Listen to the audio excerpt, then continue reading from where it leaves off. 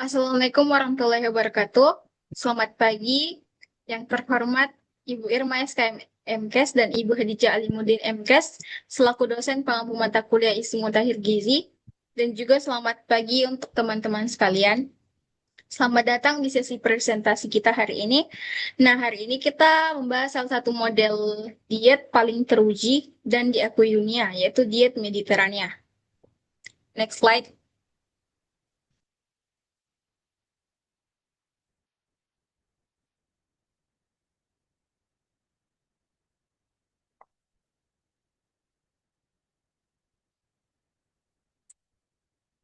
Adapun anggota kelompok kami yang beranggotakan 6 orang itu ada Sri Nabila Ramadhani, Nur Amini, Nur Rizky Ayunanda, Nurul Ajma, Nurul Kartini Rahmat, dan Puji Celia Mutri. Next slide.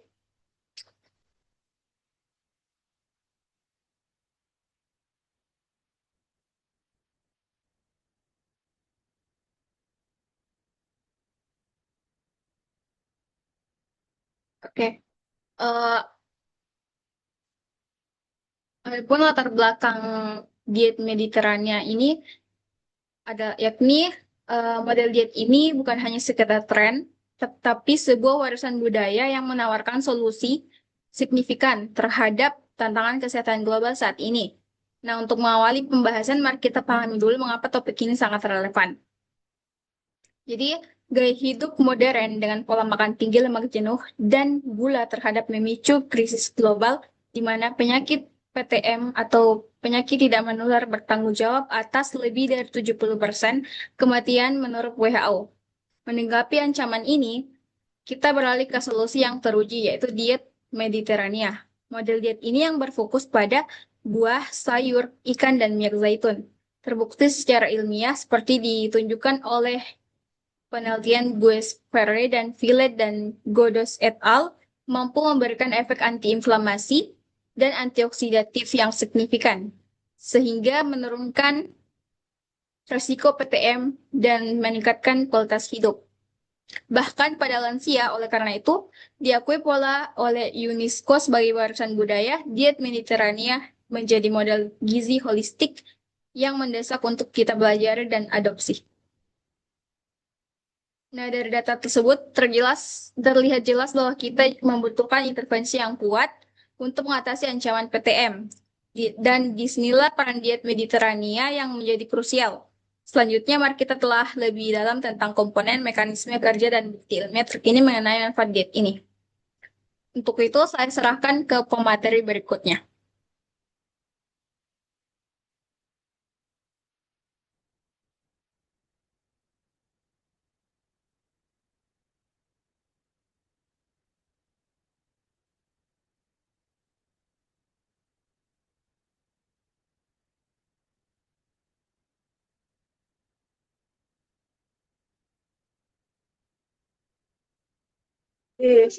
Baik, selanjutnya yaitu definisi dan komponen utama diet Mediterranean.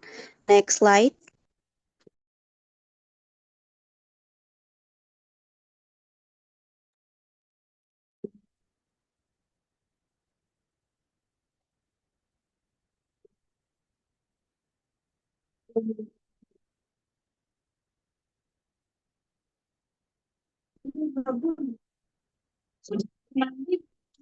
Diet Mediterranean atau Mediterranean Diet, biasa disingkat dengan Med Diet, merupakan pola makan tradisional yang berkembang di negara-negara yang mengelilingi Laut Mediterania seperti Yunani, Italia Selatan, dan Spanyol. Pola makan ini mulai dikenal sejak penelitian Seven Counter Study pada tahun 1960-an oleh Ansel Keys yang menemukan bahwa masyarakat di wilayah tersebut memiliki tingkat penyakit jantung dan kematian akibat penyakit kronis yang jauh lebih rendah dibanding negara-negara barat lainnya. Diet ini tidak hanya dipandang sebagai pola makan, tetapi juga mencerminkan gaya hidup yang menyatu dengan budaya lokal, meliputi kebiasaan makan, aktivitas fisik, serta penghargaan terhadap bahan makanan lokal dan musiman.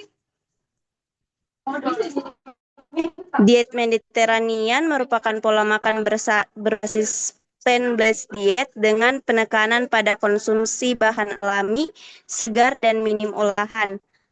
Pola ini telah banyak dikaitkan dengan berbagai manfaat seperti menurunkan resiko penyakit jantung koroner, diabetes mellitus tipe 2, kanker, obesitas, serta memperbaiki fungsi kognitif dan kualitas hidup. Selanjutnya saya serahkan kepada moderator.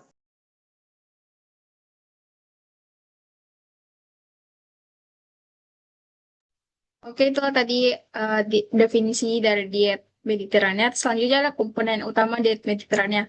Untuk itu saya serahkan ke pemateri kedua. Baik, terima kasih kepada moderator.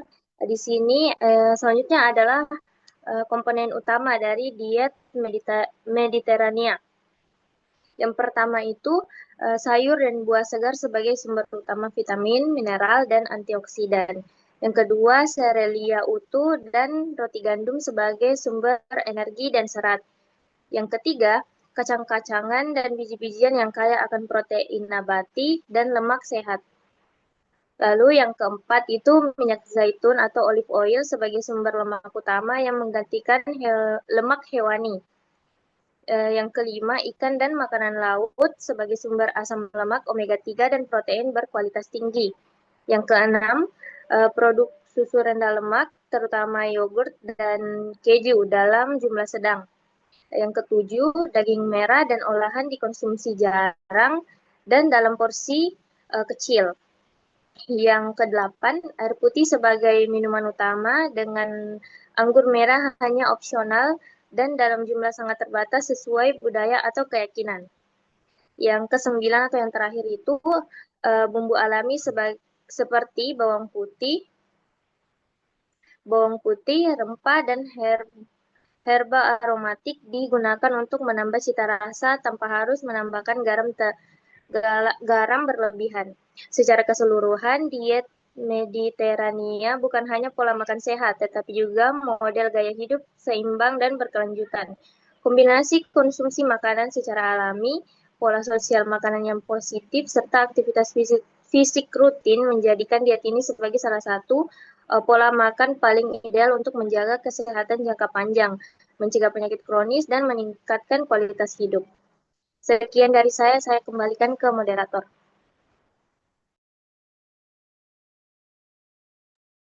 Terima kasih kepada pemateri kedua. Selanjutnya saya serahkan ke pemateri ketiga untuk membawakan diet Mediterania dalam membantu mencegah penyakit kronis. Silakan. Baik, terima kasih atas kesempatan yang telah diberikan. Selanjutnya yaitu diet Mediterania dalam membantu mencegah penyakit kronis.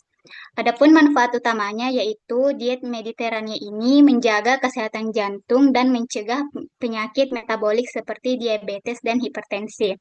Kemudian lemak sehat ini mengandung minyak zaitun dan kacang-kacangan yang dapat membantu menurunkan LDL dan meningkatkan HDL sehingga risiko penyakit jantung dapat berkurang. Kemudian ada serat tinggi, buah, sayur, dan biji-bijian ini dapat membantu meningkatkan sensitivitas insulin dan menurunkan risiko diabetes. Kemudian ada juga antioksidan.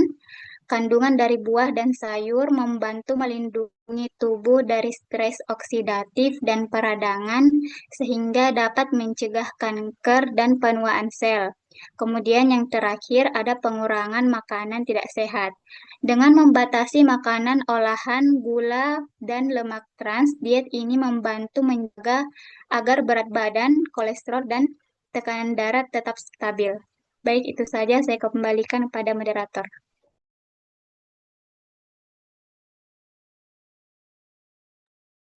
Terima kasih. Selanjutnya saya serahkan ke pemateri berikutnya.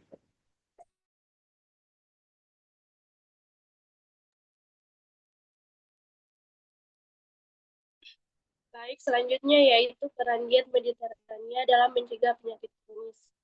Yang pertama itu berbasis pada sayur, buah, biji-biji, kacang-kacangan, minyak zaitun, serta ikan, daging merah, dan gula dibatasi. Selanjutnya, menurunkan risiko penyakit jantung, diabetes tipe 2, obesitas, dan kanker melalui kandungan antioksidan, omega 3, dan serat. Kemudian membantu mengontrol kolesterol dan kadar gula darah, serta menekan peradangan. Selanjutnya mendukung keberlanjutan lingkungan, serta memakai bahan lokal dan minim olahan. Memperkuat aspek sosial melalui budaya makan bersama, dan yang terakhir menjadi solusi sehat di tengah maraknya konsumsi fast food dan pola makan modern tinggi lemak jenuh. Sekian dari saya kembalikan kepada moderator.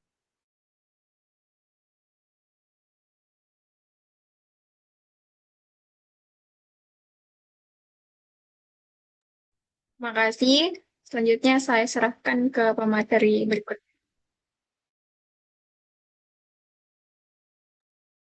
Baik, terima kasih atas kesempatan yang diberikan oleh moderator. Di sini saya akan menjelaskan mengenai peran aspek budaya dalam mendukung keberhasilan penerapan pola makan Mediterania dan gaya hidup sehat. Yang pertama itu, budaya menjadi fondasi utama Mediet. Yang kedua, diakui UNESCO tahun 2013. Mediet bukan sekedar pola makan, tetapi dianggap sebagai warisan budaya dunia karena mencakup tradisi, kebiasaan, dan pengetahuan yang diwariskan turun-temurun. Yang ketiga, ada bagian dari gaya hidup tradisional. Pola makan ini berasal dari kebiasaan masyarakat di Kreta, Yunani, dan Italia Selatan tahun 1960-an yang mengutamakan penggunaan rempah-rempah, variasi makanan, dan cara memasak khas yang sederhana namun kaya rasa. Next slide.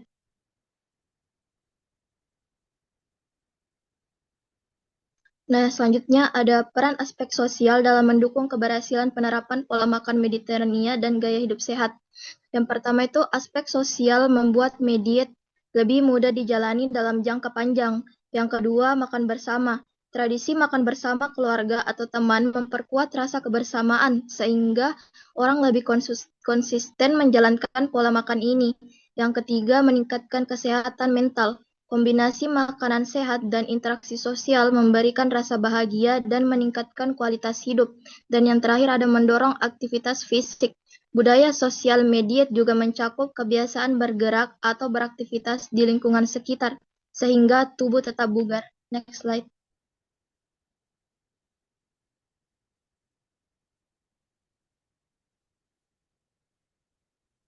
Nah, tidak hanya aspek budaya dan sosial saja, di sini ada peran aspek lingkungan dalam mendukung keberhasilan penerapan pola makan Mediterania dan gaya hidup sehat. Yang pertama itu, media juga mendukung kesehatan bumi. Yang kedua, dampak lingkungan rendah. Pola makan ini dianggap ramah lingkungan karena menghasilkan emisi yang lebih rendah dibandingkan diet modern lainnya. Dan yang ketiga, ada mendukung pertanian lokal. Mediet mendorong konsumsi bahan makanan lokal dan musiman, sehingga transportasi lebih sedikit dan ekosistem tetap terjaga. Sekian dari saya kembalikan kepada moderator.